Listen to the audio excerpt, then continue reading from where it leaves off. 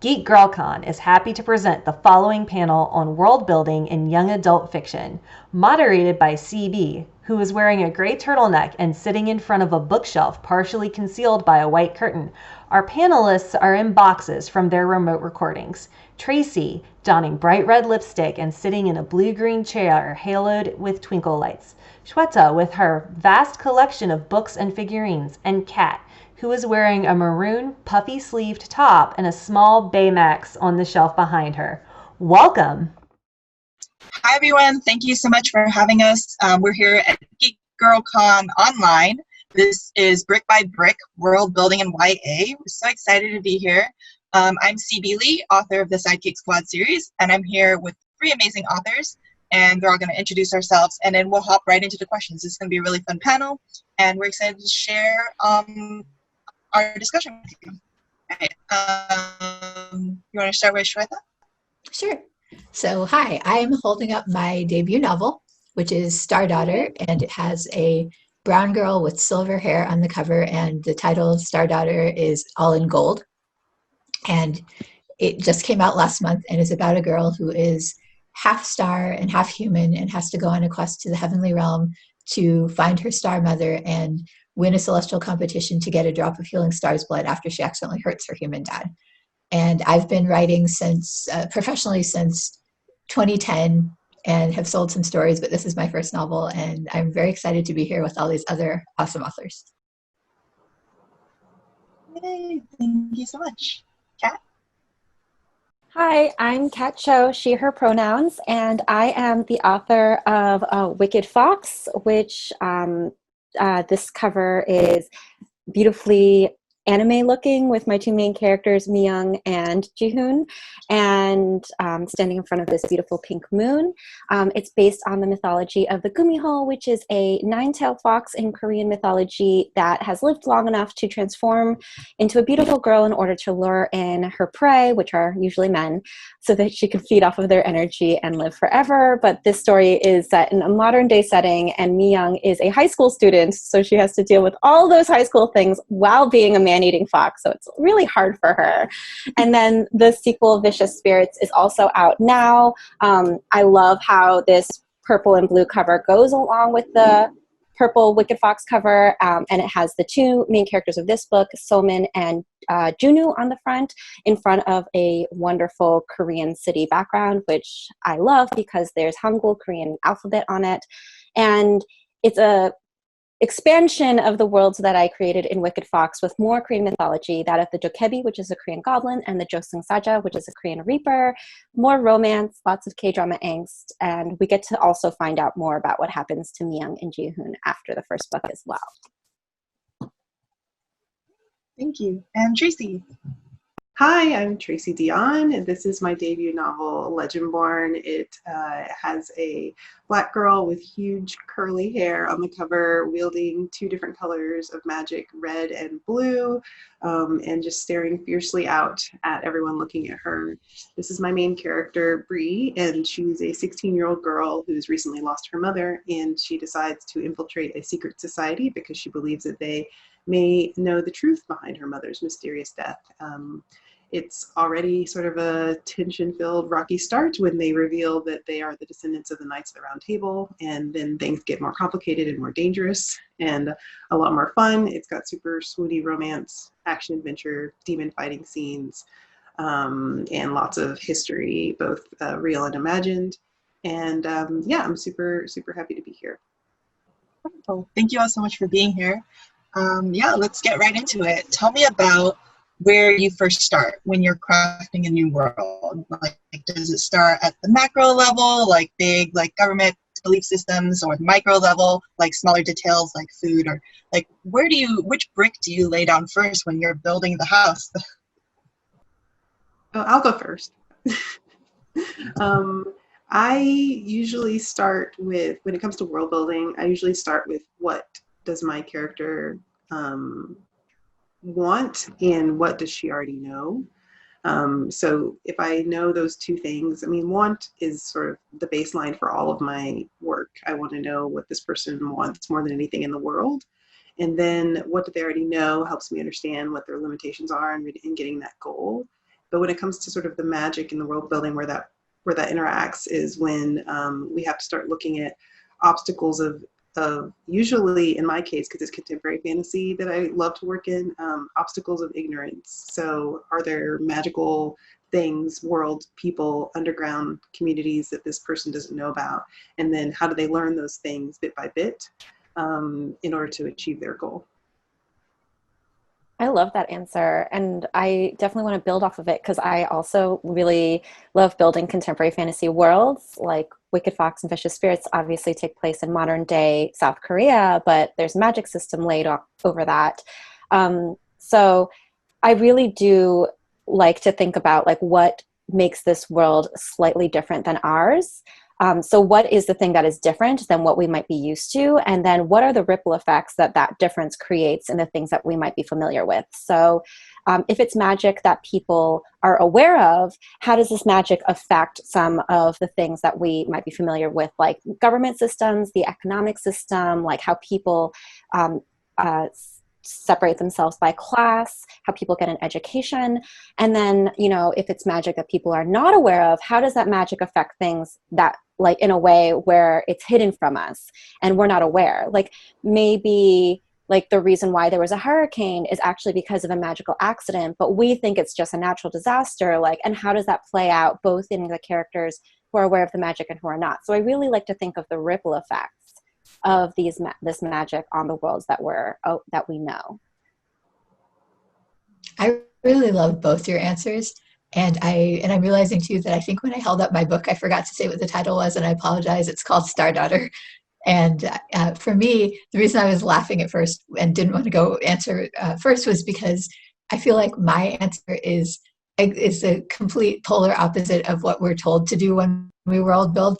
I don't think at all about economics. I don't think about the logic of what would make a world work. I think completely about what is the kind of amazing magical place I want to go to. What do I want to see there? What do I want to experience? And I build from there. And that's like Kat, that's one reason that I really enjoy doing contemporary fantasy, which Star Daughter is. It starts out in New Jersey because I don't have to come up with that stuff. I can just build on our world and then bring magic into it. But yeah, for me, I think less about how the logistics would work and more just about how do I create the mood that I want to evoke? How do I invite my reader into my imagination? And I definitely think about also what both of you said, what does the character want? Because then the plot also needs to be part of the story, right? And the world building has to then build on that. So in Star Daughter, for example, Shveta, the main character, is literally caught between worlds. She's half star, she's half human. She's got the expectations of being an American teenager, but also coming from a very Desi family and Desi immigrant family. And for those who don't know, Desi is a word meaning South Asian. So, you know, dealing with those expectations, then dealing with the expectations of her sidereal family up in the sky. And so for her, it was, how do I figure out where I belong and what that means for me and what do I want as somebody from both of these worlds? And so I definitely let myself indulge all the magical places that I could think of and magical objects. Like there's a night market that opens in Edison, New Jersey every night, but it's filled with all the enchanted stuff that I would want to go shopping for. In fact, Kat and I share an agent, Beth Phelan, and Beth made me cut back some of the stuff that I had because she said, okay, I get that you were really having fun building this night market, but she still can't just go shopping. The story actually has to continue. And Kat, I know you can picture her saying this. So, but yeah, so I think more about what sort of experience do I want to have and what do I need to do to then create that for the reader? I love seeing like all your different perspectives because I feel like as a writer, there's so much like writing advice floating around with so many various things. And I love affirming that there's no like wrong place to start your story, especially whether you want to start with like your character or your feeling or a known mythology or a type of, you know, any hard sort of fact, or even like, you know, I want to go there. I want to go to this experience, this night market. And it's really beautiful. And I really love like something that I find really interesting about like contemporary fantasy is that you're layering like a world that's familiar to us with one that's brand new or takes on notes that some people might be already familiar what do you think of first when you want to draw on like, oh, like this is like our world, but there's this X factor? Tell me about how you bring in that, like, you know, because your point of view character with what you know, what she does know and what she doesn't know. How do you engage with that? Bring the fantasy into the contemporary. I can go first because this is something that I really grappled with, because I have 2 points of view characters in my book, in my first book, Wicked Fox, and then 3 in Vicious Spirits. But the reason I ended up having 2 POV characters was because the paranormal creature is female, which I really, really wanted to have a story like that. And that's why I love the story of the Gumiho, because Gumihos are usually women. Because I do think a lot of times, and like what we think of as like traditional paranormal romance and YA, like the male character is often, or the male presenting character is often the paranormal immortal creature. So I was like, no, you know, women and female presenting characters can also be very powerful and could literally kill you. So I wanted that, and I wanted her POV. Like, that was very important for me. But she also already knows the world. So I really was like, should I write the human boy character's POV? Like, is that important? And I ended up doing it because I did think it was important to show the world both from an insider's perspective and an outsider's perspective. And then I also had kind of an issue in the fact that my book is set in modern day Korea. And so there's just cultural things that are not very familiar to a Western audience. And since I'm publishing in the United States, in the US publishing industry, I was highly aware of that. So I think that, you know, I did concentrate on making sure there was a mix of like, this is what, you know, modern day Korea feels like, but also this is what magic in Korea feels like to these characters. And I think having the 2 points of view allowed me to experiment with like how much information I provided the reader at a time and like how it was seen by each character. So that's kind of like a decision that I had to really think about a lot. And actually, I originally had more points of view. I had other side characters. But then my agent Beth was like, this is too confusing. You have to concentrate on the 2 main characters. So I ended up doing that for sure. But I think for me, the biggest thing was to trust my readers, because readers are so smart. Like, and young adult readers are like so smart. Like, they can figure out when a twist is coming so quickly. So I just had to kind of realize that, like, even though my instinct would be to over-explain something so that someone's not lost, I needed to trust my readers in order to be able to get like nuance and understand like the subtext. And everyone has been able to get it. Like, I have the smartest readers in the world. So I resonate with a lot of what Kat said. And for me, having somebody literally caught between worlds was a great way to introduce different things, because since Sheetal, you know, was born and raised on Earth, if her mom went back to the sky, she knows almost nothing, or when the book starts, about her heritage. She knows that she knows that she's half star. She knows that that she's been suppressing that part of her heritage to try to blend in among the humans. And she knows that the stars sing and that song is in her, but she doesn't know anything else. So having her as the point of view character made a great lens, or a great window rather, for me showing the reader everything and letting them learn as she learned. And to address what Kat said about cultural differences, absolutely. In fact, I purposely did not write with the white gaze in mind. I wrote with my gaze in mind. Somebody commented recently how glad he was to see that I did not italicize any Gujarati or Hindi and words like that. And that was a deliberate choice. I didn't want to other anything. And same with explaining. I think that, as Kat said, you have to trust your reader, and a good writer finds a way to skillfully weave in whatever description or explanation does need to be there, and without info dumping or spelling things out. And then if there's something that a reader really wants to, there's a word maybe or a concept that a reader might be unfamiliar with, they can Google it. But if I've done my job as author, it won't matter whether they know what that particular term means or not. They will still be able to follow the story. They'll still be able to follow what was going on. And I think that's really important because I've seen a lot of reviews and apparently am getting some myself, though I'm not looking, that complain that our books don't pander enough to the white gaze, that they didn't explain enough or they didn't teach enough. And I just want to say, but a novel is not a textbook. That's not why we're writing. We're not writing. And also the idea that the white readership would be at the center of everything is a very interesting take that I'd like people to examine a little bit more, because I actually wrote this book for everybody, but I wrote it with Desi readers in mind. You know, I wrote it for the girl I was in a small Midwestern town who had nobody to tell her she wasn't ugly and stupid when she was a teenager. I wrote it for anybody who needs to see that now. And so, yeah, there's some interesting assumptions that might need to be unpacked there. I really love how we're all talking about both the world building of a magic space, and that we're all talking really about contemporary fantasy too, because I find that in contemporary fantasy and in Legendborn in particular, I was world building for magic, but I was also world building for lived experience.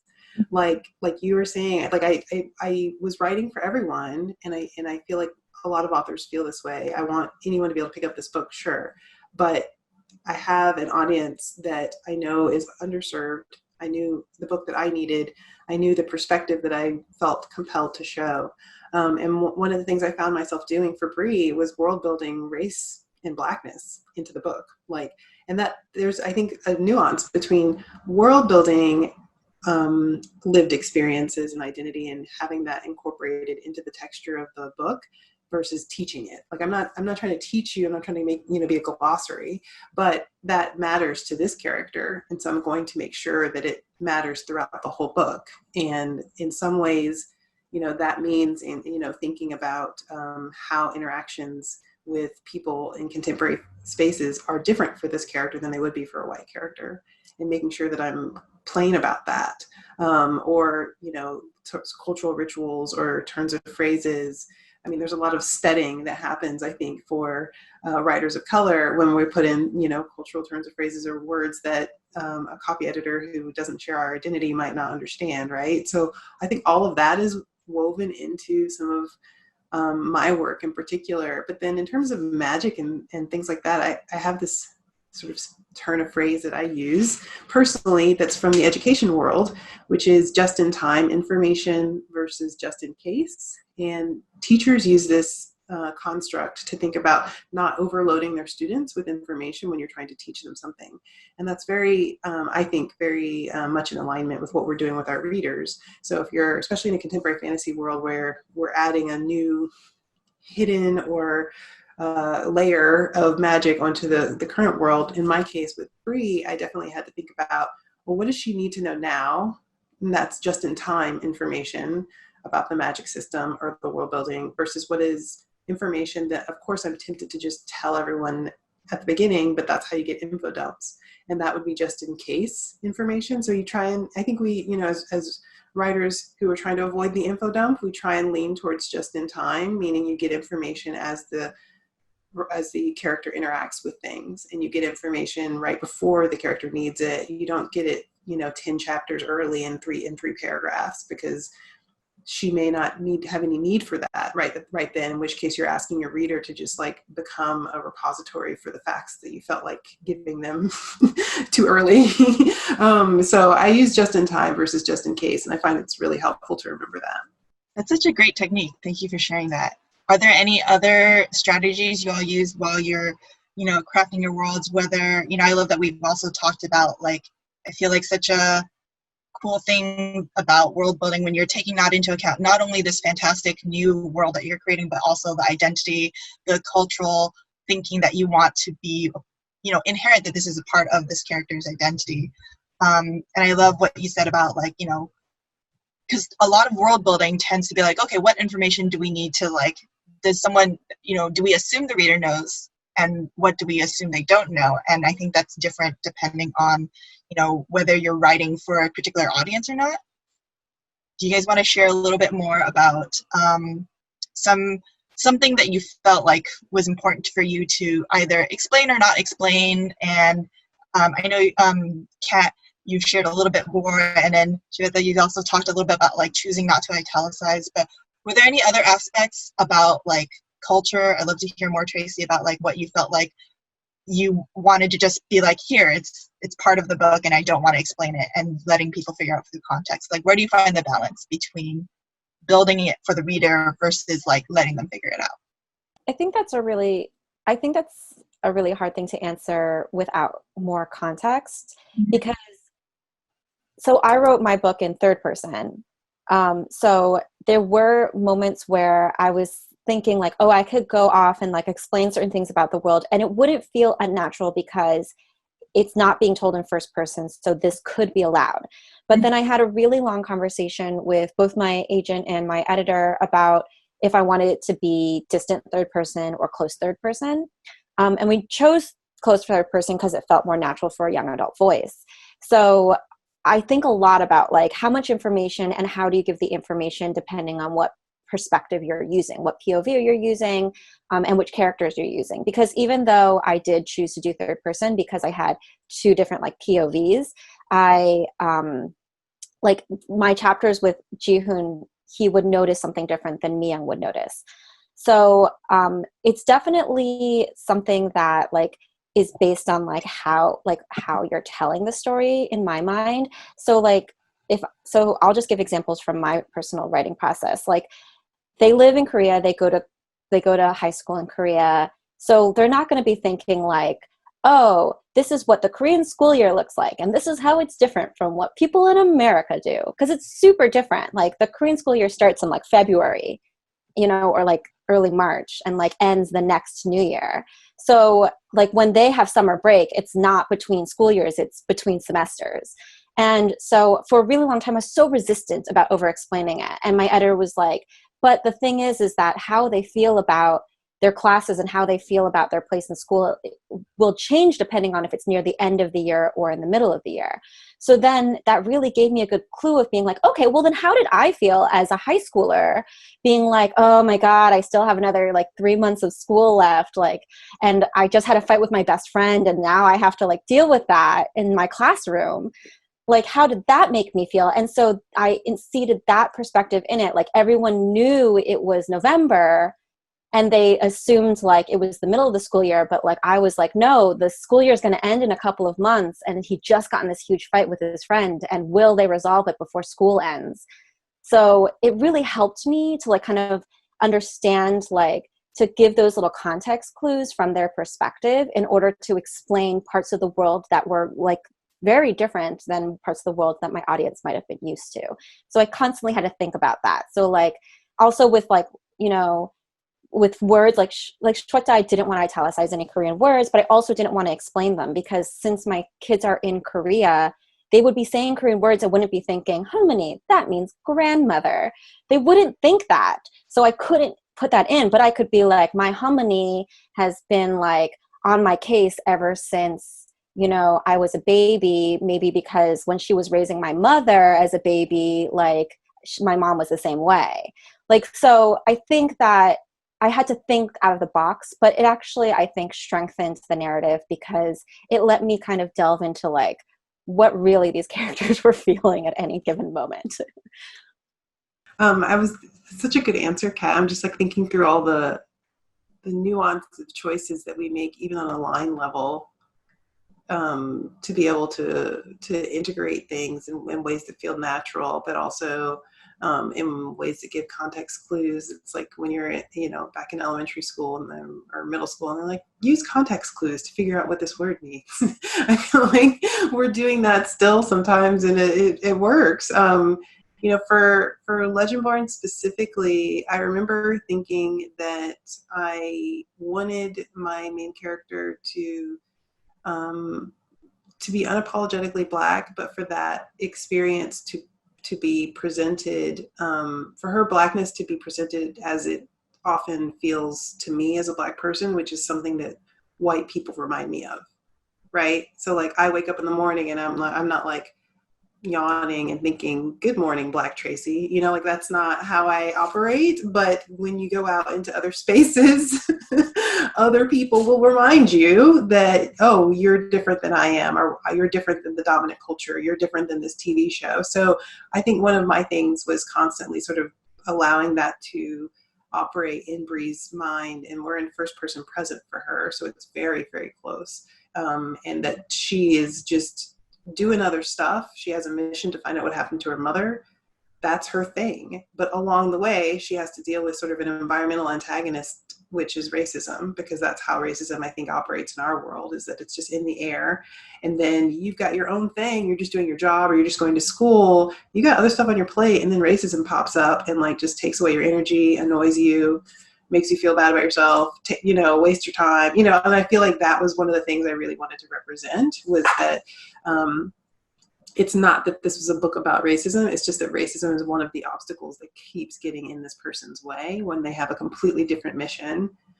Because I feel like that's very much how it feels in America. At the minimum, there are times when I'm just like, oh my goodness, I'm just trying to do my job. And yet, I have to deal with this right now. So that was sort of my solution.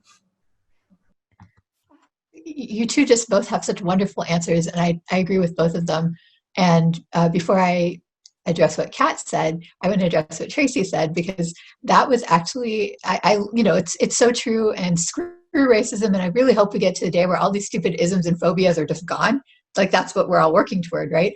But I consciously did the opposite of you, because I decided that, which is not to say my future books won't ever deal with the problem that brown people end up with in white societies. But in Star Daughter, I very consciously made almost every single character they see. There's a black physician in the ER, and there's one German white dude who's a very tertiary character. But I purposely made everybody else Daisy, because I thought, let us be the dominant people for once. And so like racism isn't even a thing here, because for me, that's also a kind of fantasy and a magic that I want to make real, that, it isn't a thing we ever have to think about anymore. We can just do our job and live our life and there's plenty of other drama that we have to deal with in life without, nonsense being added. So that's the thing. But I also totally appreciate what you're doing. And I think that sounds amazing. And as for Kat, yeah, what you said absolutely makes sense. And what I've been thinking in terms of what details to give, what is it that the character would affect the character's experience? That's for me what it comes down to. For example, in the first chapter of Star Daughter, Sheetal is at a family party, and so I totally got to draw on the nonsense of being at Daisy family parties, where aunties and uncles are like, "So what's your major?" And this totally happened to me when I was in college. They would come up and ask me, "So what's your major?" And I would say German, and they would be like, "I don't think she understood the question. Let me ask again. So what's your major?" German. And then they would get this horrified look, like, your mom did not raise you right. Like, what is this? You should be studying, medicine or law or something like that. And instead, German, what? So I got to put all those silly things in there, but they also very much shaped Sheetal's experience, right? Like, there's a ton of stuff that I could have put in, just that I grew up with or I knew, but they didn't affect the story. They didn't. So I think that's where I try to find the balance, like what builds the world, but also affects the character in some way. And I did the same thing with Sheetal's grandma that you did with Harmony. Her name, or the word for in Gujarati for grandma is Nani, and for grandpa is Nana. And I never bothered to explain it. It's clear through the relationship who they are and what they mean. And I think that, again, a lot of this is just a matter of craft. That if you are good at writing, which we all are, you will convey what needs to be conveyed. And then anybody who complains after that, well, I don't know what to tell you. So. But that's my thought. It's great. Thank you for sharing. This is all so fascinating. I just want to listen and hear all your processes. Let's chat a little bit about formative pieces of media. What worlds growing up were you most drawn to, and why? What, as a child, whether it's reading, books, film, comics, anything, what really inspired you? I mean, I guess I can go first. The first thing that popped into my head right now, Carrie, when you said that, was She-Ra, the old She-Ra. I totally loved her. I wanted a sword. The Legend of Zelda, again, I wanted a sword. I had a total crush on Link. Fairy tales, reading Amar Chitra Katha comic books.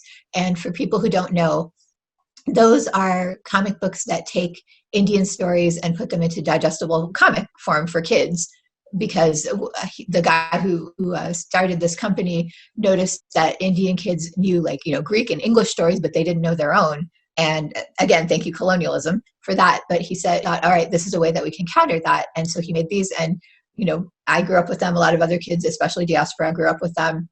And just, yeah, I've always just longed for magic. I've always believed in magic. For me, anything that evoked that sense of the numinous just made me want to make my own stories. I love that. And I'm going to look up that comic because that sounds absolutely amazing.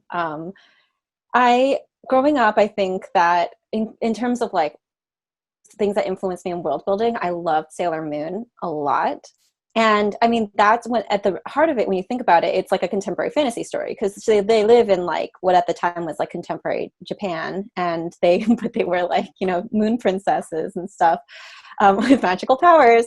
And I just like really loved how there was like such a good and healthy mix of like the issues that the, you know, Sailor Scouts had to deal with like at their schools. Like they had school issues and like friends like feeling left out and like stuff like that, and like grades. But then at the same time they had to like fight this like evil witch who like wanted to steal energy from people. So I really loved that. It was so beautiful and magical. And I didn't even realize at the time like how amazing it was to have like 5 powerful female figures like fighting and being unapologetically feminine as they fought. Like I didn't even realize like how powerful that was as an image until I got older, and I looked back and I was like, wow, that's like so cool that I got to have that as a kid.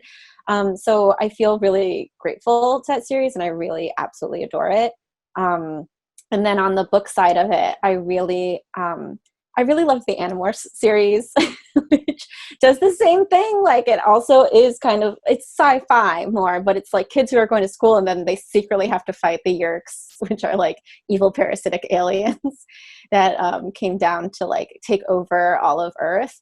And I really loved the slow world building with that, because it does start off very micro. It starts off very much like the main character in the first book, Jake, he, you know, learns about this. He learns about the responsibility. He grapples with if he's going to take on this responsibility. And then he finds out someone he loves is being controlled by a Yeerk.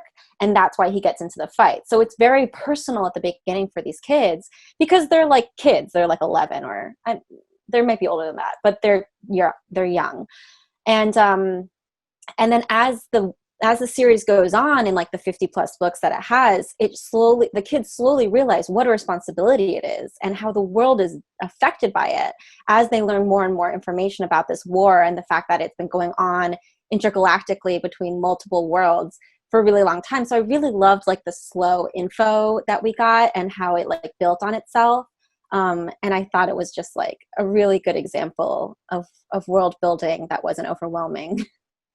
I'm sitting here thinking like what was most formative to me, and I think I was 14 when the very first episode of Buffy the Vampire Slayer came on TV, and you know, I have lots of thoughts about issues and what's problematic about Buffy now as an adult, but at the time it was completely new and compelling and fresh and addictive, and you know, the idea of there being a chosen one, a literal chosen one, I mean that's what she's called, even like that it's a girl who's got to wrestle with all sorts of things in her life that, you know, were familiar to me as a teen, but also was the only one who could dispatch, you know, vampires on a regular basis. And so much, you know, there's so much romance and interpersonal dynamics and drama and the storytelling that built over seasons. So I think from a contemporary fantasy, from a heroine in a modern day standpoint, like I think that Buffy was really informative, and from the ensemble cast too. I think that idea really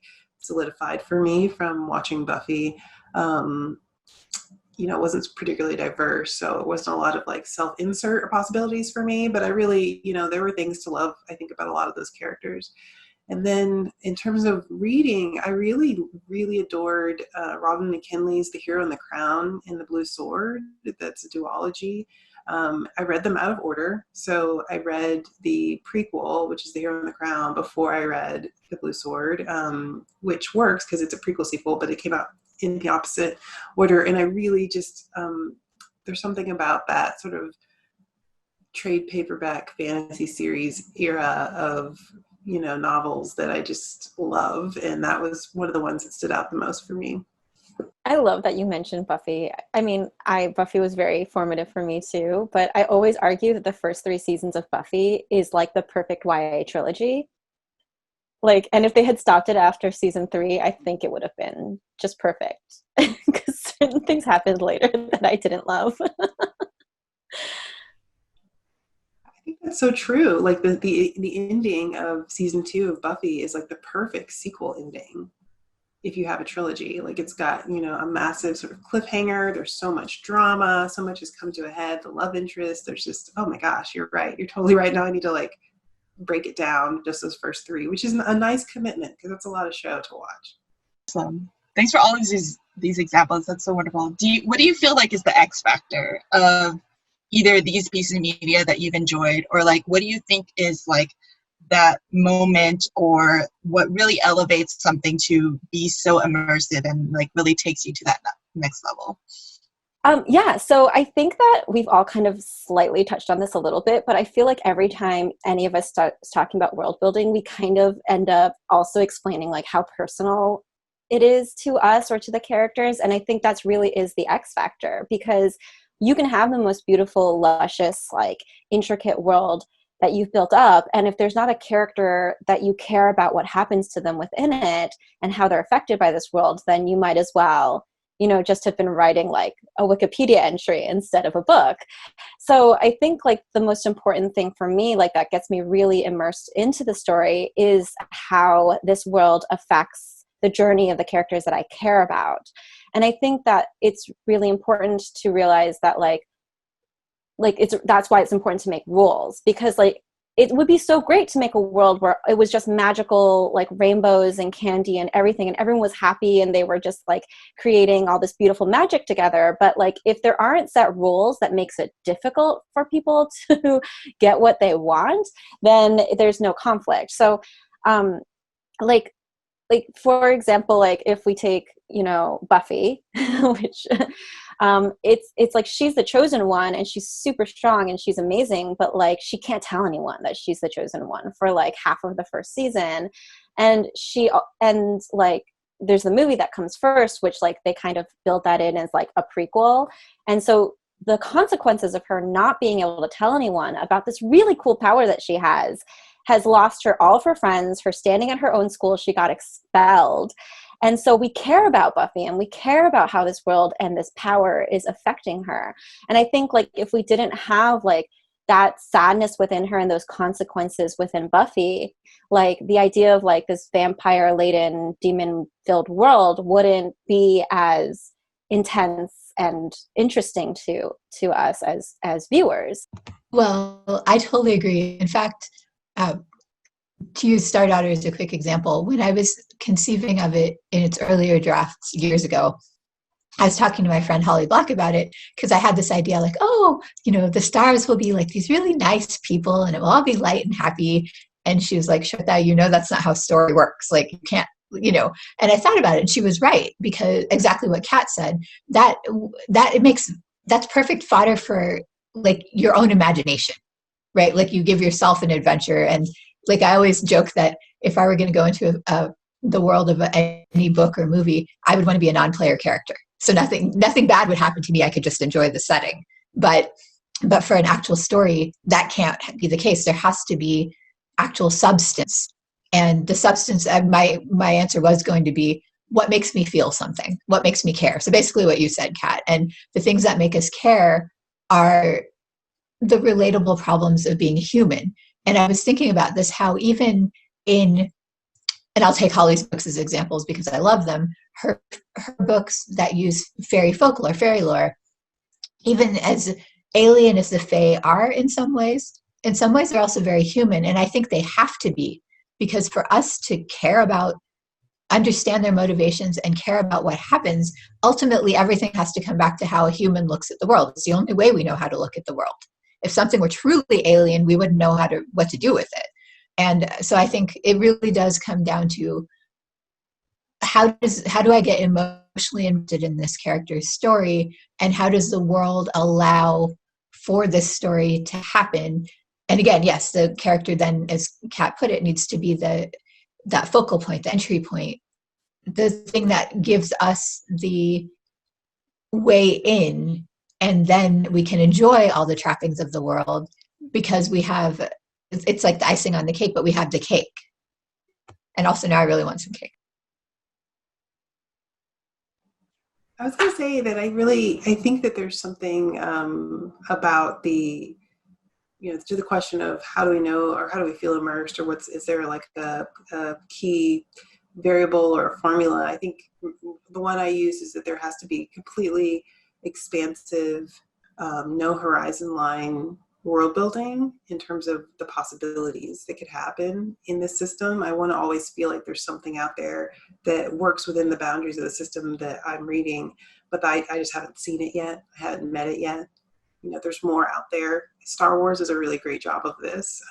There always feels like there could be another planet or another species, another type of ship, another history that had been buried, but now we learn about it. There's this feeling of like possibility, endless possibility, but then extremely specific personal circumstances with very concrete consequences. And I feel like that's the combo in sort of like a really wonderful fantasy is, you have to feel like from the protagonist's perspective that there are stakes that are very specific, very real, could very likely happen to them, and that their personal situation, whether that's the powers that they have or don't have, the restrictions on them, that those are very specific.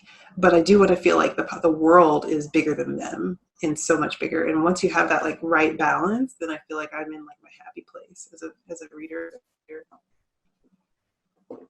Oh, those are such good points. And as soon as you started talking, in my mind, I was like, Star Wars. And then you said it, I was like, yeah, because like The Mandalorian is a story about someone who's not special like a Jedi, but it's a story that we like want to know, even though we didn't know we wanted to know it beforehand, which is great. I think that like, the best example of that obviously is like Leigh Bardugo's Grishaverse, because she told a trilogy of the ones who are special and who do have the power and who are the chosen ones who will make a change. And then she flipped the script with Six of Crows and told a story of the people who don't have that power and how did they exist in this world. And it expanded the world in a way you never even thought. So I think that's such a good point, Tracy, of like, there's so many places to go with the world to like explore it some more. I really like that idea. I love hearing all of your ideas about like kind of what is key in world building. Let's talk a little bit about the genre of like science fiction and fantasy. One of my favorite things about it is that it allows readers and writers to explore worlds beyond the limits of our own. How do you think this genre can challenge like society's ideas and subvert expectations and inspire those in our present to kind of move forward? And where would you like to see it go? Well, it's been really interesting to me. I've always been an amateur social critic, if you will, just watching from the sidelines, thinking about the way that I've said this before, and I think it very much applies here, that everything and it fascinates me how invested we tend to get in our stories about things. So again, to take racism as an example, as a really, really badly told story, people get it becomes a part of our internal programming. And so you'll see people lash out when that gets questioned. When somebody tries to suggest that maybe that story is a bad story, maybe it's not a true story, maybe there's another way to think, and people just freak out. And so I think that if everything we believe is a story, then when people say about a book, oh, it's just a story, or a movie, it's just a story, there's no such thing. It either reinforces what we already believe collectively, or it challenges it in some way, or more likely it does both without realizing it's doing both. And I think that speculative fiction allows us a chance to write new stories, to flip those expectations on their heads. The idea, for example, that, and yes, I'm beating this dead horse a little bit too much, but the idea that all stories are, must somehow exist for the white gaze, we can totally flip that by writing stuff that doesn't at all, or showing the world the way that we know that it could be and should be, or just offering even questions for people to consider. And I'm not saying a book needs to be didactic. I don't think a novel should. I think it fails if it's didactic. But allowing space for considering that maybe these stories that we've considered as infallible and even inevitable about how the world works is not, that they actually are as malleable as anything else. And we can choose what we want to think and how we want to change things, that those options are available to us. Because I think there's a lot of resignation that, oh, this is just the way it is. And I'm going to look at healthcare in America as a quick example before I shut up and let someone else talk. But we have already seen that healthcare can be universal in so many other countries, but here in America, there's still this attitude like it could never be any different, that could never work. And I just think, wow, that story is so deeply ingrained in you, that propaganda. How do we root it out? How do we replace it with a new story? And so I think that the work that we're all doing is part of that, trying to change the greater stories that we believe and entertain at the same time. That's such a great answer. I don't know if I have too much to add, but I love this idea, and it's of science fiction fantasy creating space for new stories. And I think that when we crack open a science fiction fantasy book or watch an SFF piece of media, there is, we all know this phrase, suspension of disbelief, but I think if you put that phrase in a more sort of activist and socially aware context, you can say like suspension of belief, even that you are allowing for the amount of time it takes to watch that movie or read this book, your brain to sort of unhitch from what it's been hooked up to outside of that experience, whether that's a certain propaganda or story or an understanding of how people can be. And so it's so important that we cultivate that space. And if you're not doing, to me, it's sort of like if you're not taking advantage of a genre that is that everyone sort of has the cue. As soon as I pick this up, I'm going to read something that I wouldn't see outside my house today in real life. Like if you're taking advantage of that, then I think you're missing an opportunity to show people alternate ways of being and doing. I agree so much with both of those answers. And I also think that, for a really long time, science fiction and fantasy has been a way for a lot of people to talk about like what we consider sensitive or delicate subjects through allegory and analogies. So a really good example that I've used before is that there's an episode of Star Trek from like the 70s where the USS Enterprise like runs into two alien races that are like, that hate each other because of the color of each other's skin, pretty much. They're like black on one side and white on the other side, but like one is black on the left side and one is black on the right side. So they hate each other, like depending on like the order of their color. And it's obviously an allegory for racism. And there's like a lot of conversations that are happening between the crew and between the aliens and all of this stuff. And, this came out in a time where we weren't openly talking about racism on mainstream television, but they still were able to have an episode that pretty much talked about that, except for they used fantasy or sci-fi elements to do it. So there's a long history of us using these elements in order to like talk about these really difficult subject matters. And I think now, obviously, we're talking about it more openly, which I'm so grateful for. And so we need to go to the next step, which is instead of making people aware that these problems exist, it's like making people aware of how other people live and that it is normal. And I think one of the things that I see a lot in fantasy is we do still root it in like the anchor of European and Western fantasy, like imagery. So we feel like we have to explain like, oh, the reason why we don't have knights and kings the way that you're used to in fantasy is because this is like, a different type of society. And like people try to cater to that. But I think what's beautiful about a lot of the newer diverse fantasies coming out is that they present like how people feel about in like certain cultures. Like one of the biggest things is like a Miyazaki film that I've always thought is like he presents magic in a way where it's like it exists and it does not need to be explained, because in a lot of minority cultures, magic just exists. Like, we accept it. Like, we believe in ghosts, we believe in shamans, we believe in magic and prophecy and like prophetic dreams. Like, my grandmother has prophetic dreams, I swear to God. So like Panya, I was just watching Panya with my 2-year-old niece and my sister, and there's a scene where like, if anyone hasn't seen it, it's kind of like Miyazaki's take on The Little Mermaid. And the first part of it is the boy finds Ponyo as a fish, and he like falls in love with the fish. He's like takes care of this fish, and then she gets taken back out to sea, and he's so sad.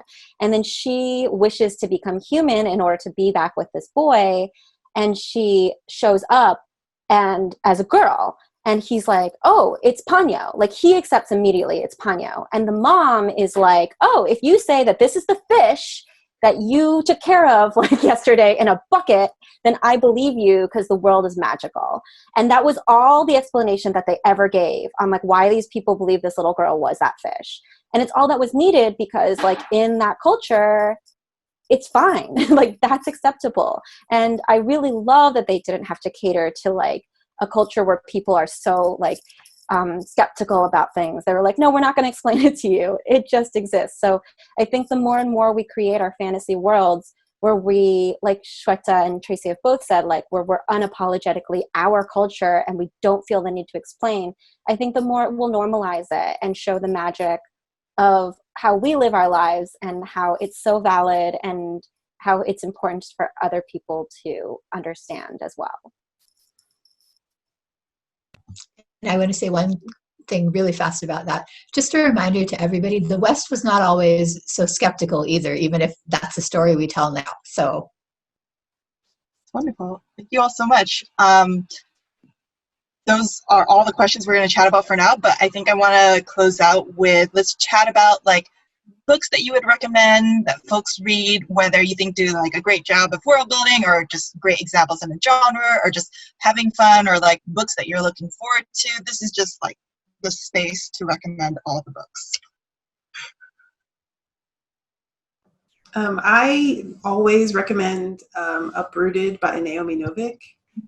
It's just the world building that she accomplishes in that book is so delightful, and it builds on itself such that events that happen 2/3 of the way through, you wouldn't have understood them if you hadn't accumulated all the information you had prior. And I just love that, sometimes, I love books where you earn the emotional impact of a scene by going through and accumulating new information as it goes. And it's a great example of what I would call just-in-time information. Like she's drip feeding you so much that by the end of this book, you feel like you could be a citizen and just understand and navigate a very complicated, really multiple magic systems. So I would recommend Incendiary by Zoraida Cordova. It's kind of based on the Spanish Inquisition, but it's with people who have like these magical abilities. And so she kind of really built up this political intrigues, rebellion, like world that like really is so based on the fact that these people do have powers, and their relationships are based on it, like the way the rebellion is built. And then there's some people who have powers that are scary to other people who have powers, so like they're treated differently. And I just love how she builds up those relationships, and she kind of creates characters where you think they are one way because of like how they present in the beginning, and then she turns that on its head. So just a good story and a good book overall. A recent contemporary fantasy that I read that I super loved was A Song Below Water, which, oh my gosh, I can't say enough about it. Like, I don't even have the words to fully explain like how good this story is, because you think you're going into it one way, which is like a story about like mermaids and sirens.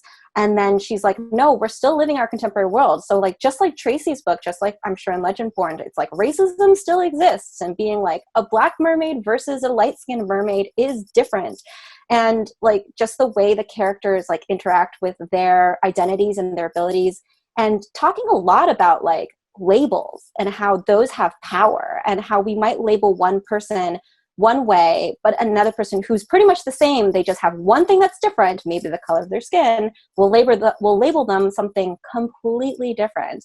And so she takes exactly what I was kind of talking about before, like fantasy elements, and unpacks a lot of these very contemporary social issues in such a beautiful way in that book that I just really love her storytelling in it. And then I know I'm talking a lot. I'm going to say one more thing, because we were told we could talk about non-books. And so good world building in a podcast is Limetown.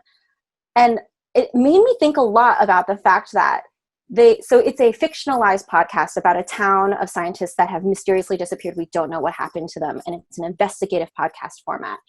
And I thought about, like, how did they write this podcast? Because they wrote it in a way where they had to immerse themselves into a world where they believed this town disappeared.